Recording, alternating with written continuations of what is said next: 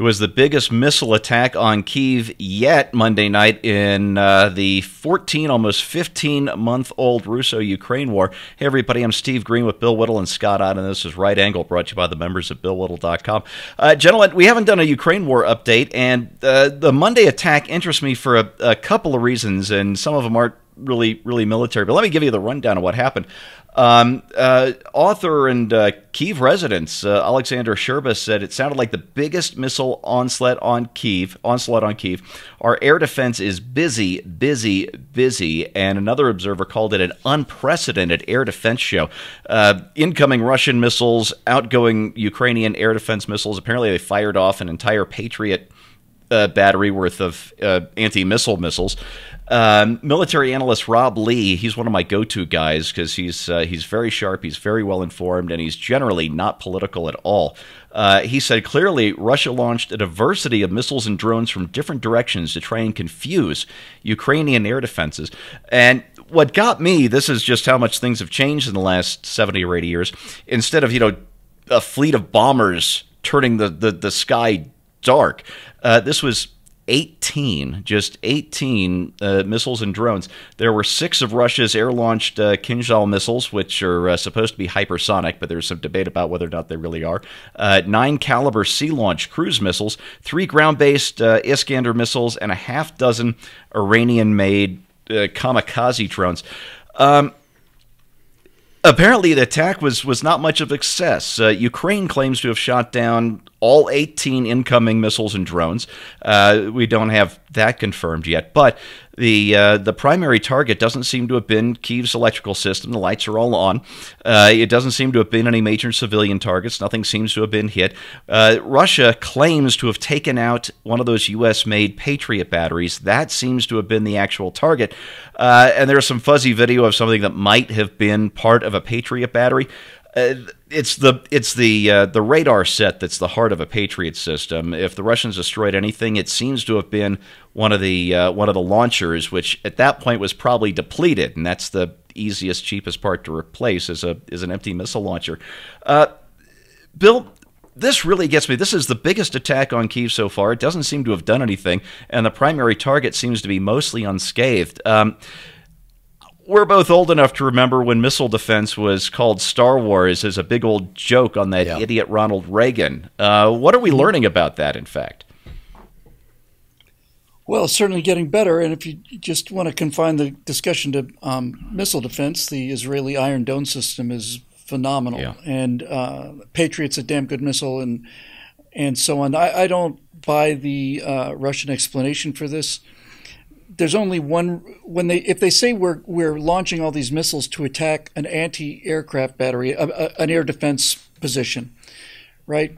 There's only one reason to do that, and that is suppression of enemy air defenses. You would attack Patriot sites preparatory to an airstrike, and if there's no follow-up airstrike, then there's absolutely no reason to waste offensive missiles on a battery designed to shoot them down. I'm utterly convinced it's a terror attack on Kyiv. It's just designed to terrorize people. It's designed to keep the stakes up.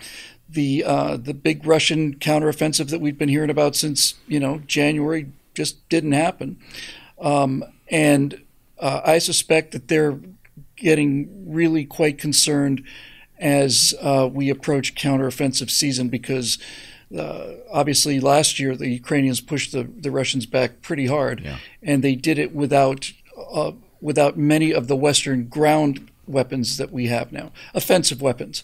The first year was Ukraine pretty much on defense, using Javelin missiles to stop Russian tanks. Now they've got Leopard tanks, and they'll have M1s, and they've got offensive capability. They didn't have really any offensive capability last year, and they rolled most of the Russian gains back to where they started from. I think this is important because from the very beginning, this has been a war of morale for me, in terms of what the single great determinant on this particular front is morale, and the Ukrainians were on their heels at this time last year. After the big Ukrainian counteroffensive last year, we were told that Russia was going to come out with their 300,000 recruits and they're just going to basically just steamroller the country. Ukraine had just hours to live, that kind of thing. I don't think they got past Bakhmut. They're still not past Bakhmut. And when you hear stories, I saw one earlier today that said that the guy who's the head of the Wagner Group, that's the Russian private mercenary army that used to serve Putin and now is pretty much he's got a couple of beefs with Vlad. There was a story reported, and it's always fog of war and stuff, but it sounds believable, where the guy who's in charge of the Wagner Group basically said to the Ukrainians, "You let our guys out of here, and we'll tell you where the Russian positions are." Now, if that's true, that's not the sign of a highly motivated, tightly integrated, death-dealing, lightning-fast blitzkrieg machine. There was no follow-up to the suppression of air defenses because there's nothing to follow them up with. So I think he's just throwing rocks at people, frankly, Steve. And having finished the 8-part Empire of Terror back in March, this is what the Soviets do. And I'll just say this again, I've said it many times. Vladimir Putin not only tried to join the KGB when he was 16 and was rejected, came back and did it again when he was 18. Vladimir Putin was not born in St. Petersburg. Vladimir Putin was born in Leningrad. And what many people don't know is that Lenin was a loner, not a people person. After he was shot, assassination attempt on his life by Fanny Kaplan, he went to a small, bigger than a dacha, but smaller than a mansion, called Gorky. And he had 6 staff members there. He had 4 bodyguards, he had a secretary, and he had a cook. That cook lived with Vladimir Lenin for 2-3 years when nobody else had access. It was just the cook and Lenin and his sister and his wife, Krupskaya. And after Lenin died, that cook was deemed to be so loyal and so safe that Stalin took the cook into his own compound, and the cook lived with Stalin for 35 years. And that cook's name was Spiridon Putin. Vladimir Putin's grandfather. Vladimir was 13 when Spiridon died. And so you got to understand that Vladimir Putin was sitting on the knee of the guy who had the most intimate ringside seat on the rise and fall of the Soviet Union than any other person living or dead. No one lived with Lenin. No one lived with Stalin. He lived with both of them. And if you don't understand that about him, we look at the Soviet system as an atrocity and a monstrosity, because that's what it was. For Vladimir Putin, this was the shining city on a hill. This is his ideal, and the Soviets were not widely known for being extra careful about preserving the lives of their own citizens, and they're not doing that today either. Oh man.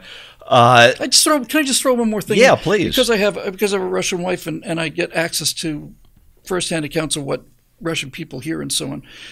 If you listen to the state media, and a lot of Russians do, they're convinced that this is a battle for Russia's very survival now, that the entire thing is orchestrated by NATO and the United States and Great Britain, designed that the entire reason there's a war is because of NATO encroachment and all of these other things. And for a country that invaded Hungary in 56 and Czechoslovakia in 68 and Poland in 80 and whose communist armies left North Korea into the south in 1950, left North Vietnam into the south in the early 1960s, the Russian people seem to be amazed that there's a defensive alliance out there designed to stop their aggression, and they justify their aggression based on the fact that they're encircled. So they're in a bit of a pickle as far as their psychology is concerned. Yeah, and the thing that gets me, Bill, to kind of add on that is I was never in favor of NATO expansion. You can read stuff of Vagabond going way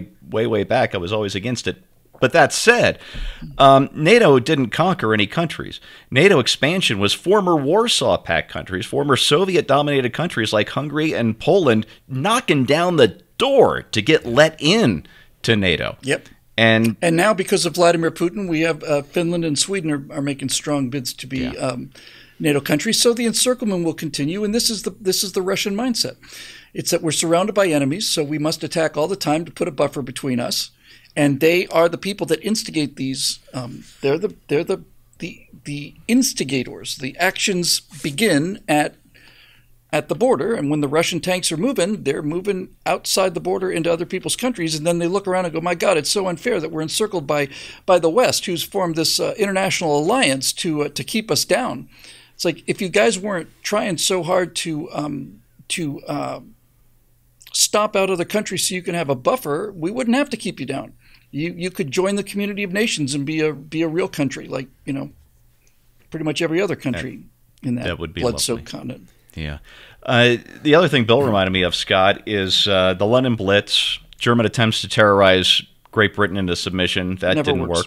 The missile war between Iran and Iraq. The Iran-Iraq war had been going on for 4 or 5 years, just bloody stalemate, endless fighting. So they just started lobbing missiles at one another capital city. That didn't stop anything.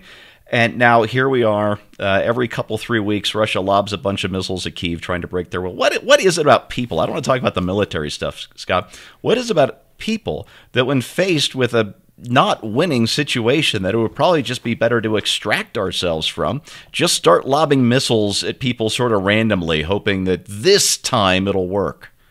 Yeah, it's kind of a desperate attempt to not lose face. You don't want to just go skulking off the playground after you get in a showdown with somebody. You want to be able to retain some shred of dignity. And all the coverage in recent weeks about Bakhmut has been, the preparations for the Ukrainian counteroffensive, and how even though Russia has been making some progress, almost like block by block, as they're in the process of just leveling this city, every news story I ever read about it basically says it's a useless accomplishment. Like, even if you take Bakhmut, it's no strategic value. You don't have anything. And so there's another city just like it on the other side. Yeah, and so they've exhausted themselves and all their resources, and they've slaughtered thousands of their men, people, in a hopeless attempt to take a useless city, and that's become I was going to say they've become a laughingstock, but it's not that. It's really sad. It's just they've beclowned themselves, and so throwing some missiles at a significant objective like Kyiv seems like you're doing something, even if you're doing nothing, because those missiles are all being shot down. According to Ukrainian sources, and it's always, again, fog of war, hard to tell what's really true. Yeah. I always take those claims with a grain of salt. Some of the fires that have been seen on the ground after the missile attacks were really just debris that had hit a couple of vehicles and set them ablaze, but there wasn't great harm on the ground. And not only was Germany losing during the Blitz on London, but they were cementing British and Western opposition to Germany. Like, the people of Britain came together in a way that, frankly, they couldn't in any other way. Literally huddled together underground as the bombs rained above them, steeled their resolve to fight back to the last man if necessary. And that's what was, and Churchill showing up in those places, after the raids. All of that served to defeat Hitler and Germany when he thought he was terrorizing Britain. And I think the same thing, you're going to see the same kind of resolve among the people of Ukraine who have been through this before. They've outlasted it before. I just heard a report this morning that the American tanks have landed in Germany, where Ukrainian soldiers, tank crews, are going to be trained in the use of these several dozen of these super high-tech tanks. And all of this in preparation for when Ukraine really strikes back. And the implication so far, in the coverage I've seen anyway, is that Ukraine's strategy has been essentially be Jello. Let the guy keep punching at the Jello. Just keep absorbing in an area that doesn't matter significantly strategically, and let the guy wear himself out. Let your enemy wear himself out. And then you come back and attack, and probably at a time of your own choosing, in a way of your own choosing, in a place that they don't expect. And so I don't think it's going to go well for Russia. I can't make any predictions, and it's all predictions in the past have been, like nothing ever in war. Nothing ever goes the way you think it will. But if anybody in Russia is able to see this narrowcast, so to speak, we are not interested in taking over your country. We want a vacation there. We want to go there and tour Moscow, and we want to go to St. Petersburg, and we want to go skiing, and we want to sell you things, spend money, and buy things from you. We want your country to thrive. We want to learn to speak your incredible language. We want this is the kind of people we are. We want to read your literature. Let's not get carried away. We want to hear your music, and all of this kind of stuff. They have no idea, if they're listening to Russian propaganda, the kind of people we really are, and what we would really do if Vladimir Putin were either cast out of office and somebody took his place who had a more democratic bent, or if Putin finally found a way to save face and back down and say, okay, that's it. Ukraine, you're on your own. Things get better for Russia the moment they get the hell out of Ukraine. Steve, one just thing, you mentioned the Blitz in Great Britain. This might be a possible explanation for the missile attack, actually. This entire thing could be just entirely for home consumption back in Russia. Yeah. When the Blitz started, and all these Londoners were in their in the tubes, in the underground bunkers and stuff, and they'd hear the bombs going off, and became clear to Churchill that they had a couple of anti-aircraft batteries, and they had no radar guidance. They had searchlights. They couldn't see anything. They couldn't hit anything.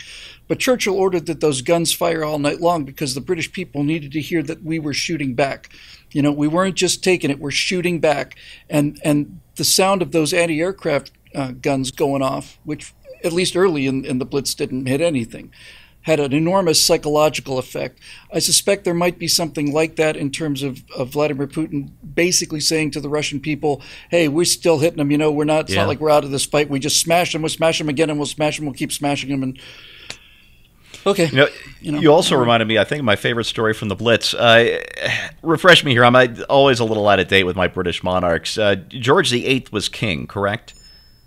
No, George VI. George VI, excuse me. And the Queen was... Queen Elizabeth. Queen Elizabeth. No. She was queen after. Mm-hmm. Who was... No. Elizabeth, his wife was Elizabeth. Elizabeth, okay. She was encouraged... She was the Queen Mother. Okay, the Queen's mother. That's right. She was encouraged... I'm virtually positive about that one. Yeah, she was encouraged at one point during the Blitz to leave London, and she said, I will not leave London until the King leaves London, and the King will not leave London under any circumstances. And after Buckingham Palace was bombed... Yeah. The Queen Mother said, now I feel like I can face the EastEnders. Now I feel like I can go out in public again. Yeah. Just that kind of bravery. We're seeing that keep calm and carry on attitude in Kyiv, and that's heartening. I've been trying to look at the big picture here, and if Ukraine survives this war, if there's still a Ukraine whenever this thing finally ends, the whole purpose, forget the denazification BS. That's crap propaganda on Russia's part. The real thing was Russia needed to destroy this country and reintegrate it as Russia, as they feel is their historical right. And they didn't want NATO on their border and all the rest. But the irony here is that if Ukraine survives, it is going to be trained and equipped to NATO standards very, very quickly after this war is finished. It might not be a member of NATO, but it's going to be a much more powerful military than the one that Russia failed to destroy in February and March of last year. And I'm looking at Poland, too. Poland is more than doubling. That's going to be the greatest land power in 6-7 years. Yes. By far the mightiest ground force in Europe will be Poland, no question. Poland's army is going to be larger than France's, larger than Britain's, larger than Germany. In fact, I think it's going to be larger than France's and Germany's combined by the time this enlargement is finished. Mm-hmm. They're buying F-35 Lightning stealth fighters. They're buying not just M1 Abrams, but the new South Korean K2 Black Panther, which is arguably the best tank anybody is making right now. Poland is about to become more powerful than it has been since the days of the Commonwealth before partition over 200 years ago. This is really something to see. And if Ukraine is not a part of NATO at some point after this war, maybe it shouldn't be for political reasons, I would not be surprised to see a bilateral alliance outside of NATO between Poland, who would remain in NATO, and Ukraine, which would not be in NATO. And that combination of a NATO standard Ukrainian military and Poland, that's going to be the thing that Russia really fears, and it's going to be the thing that Vladimir Putin created. And that's your right angle on that, brought to you by the members of BillWhittle.com. Thanks so much for watching, and we'll see you next time.